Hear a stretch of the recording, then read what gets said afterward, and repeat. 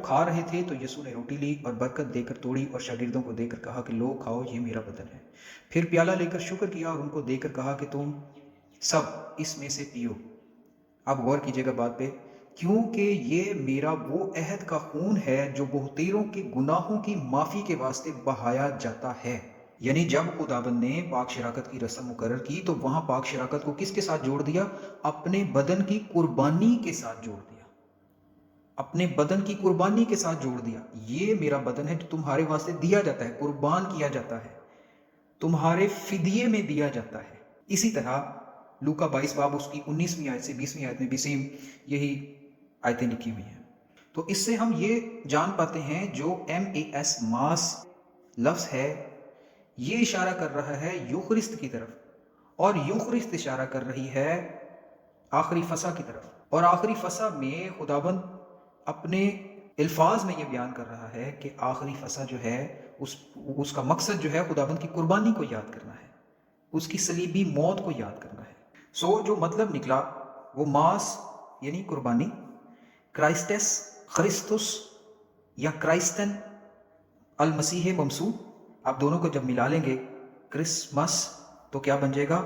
मासे ऑफ खरिस्तुस या mass of Christ, या उर्दू में कहें तो बर्रा की फसा, मसीह की कुर्बानी। ये हमारे क्रिसमस का मतलब है। क्रिसमस का मतलब मसीह की कुर्बानी, बर्रा की ज़ियाफत। हमें खुदावंद यीशु मसीह की पैदाइश याद है, हम उसको एक आम बर्थडे की तरह सेलिब्रेट कर रहे हैं, केक्स काट रहे हैं, जबकि बुजुर्गों ने क्या मुकर्रर किया कि पैदाइश हो गई है खुदा के बर्रा की। पैदाइश ही हुई है, बर्थ ही हुई है, लेकिन खुदा के बर्रा की, उस बर्रा की जिसने कुर्बान होना है। तो उन बुजुर्गों ने इस दिन को बर्रा की कुर्बानी के पहले पड़ाव या पहले मरहले या पहले स्टेप के तौर पे मुकर्रर किया। और हम क्या कर रहे हैं? हम क्या मान रहे हैं? हम सिर्फ खुदावंद यीशु मसीह के पैदाइश के दिन को एक बर्थडे के तौर पे, बर्थडे पार्टी के तौर पे मना रहे हैं।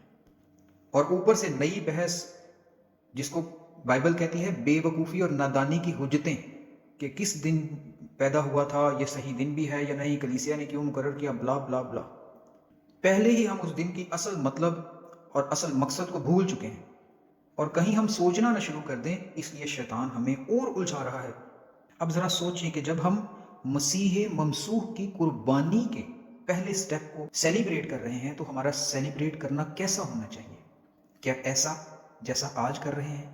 और जब हम मसीह ममसूह की कुर्बानी के पहले मरहले को, पहले स्टेप को सेलिब्रेट कर रहे हैं तो वो दिन 25 है या 30 है, महीना दिसंबर का है, जून का है, ये मैटर नहीं करता। जो कुछ मैटर करता है वो ये है कि ये दिन किस तरफ इशारा कर रहा है, किस मकसद के लिए हमें तैयारी करने का इशारा दे रहा है, वो समझना बिल्कुल मैटर करता है, बहुत ज़्यादा मैटर करता है। मेरे अजीज़ों, अगर हमने ये क्रिसमस उस असल मकसद को समझे बगैर मनाया तो याद रखें, इसको मनाना अपने किसी अजीज़ की बर्थडे पार्टी करने से ज़्यादा कुछ नहीं होगा। आइए इन बेवकूफ़ी की और नादानी की हुज्जतों में ना पड़ें कि ये असल डेट है या नहीं, इसका मतलब क्या बनता है, कलीसिया ने क्यों मुकर्रर किया, वगैरह वगैरह, और शैतान के शक के बार को रोकें और असल मकसद की तरफ नज़र करें और रूहानी तरक्की की तरफ बढ़ें कि क्रिसमस खुदावंद यीशु मसीह की कुर्बानी के दिन के लिए तैयारी का पहला मरहला है। इस अकीदत के साथ इसको मनाएं कि खुदावंद यीशु मसीह कुर्बान होने के लिए पैदा हो गया।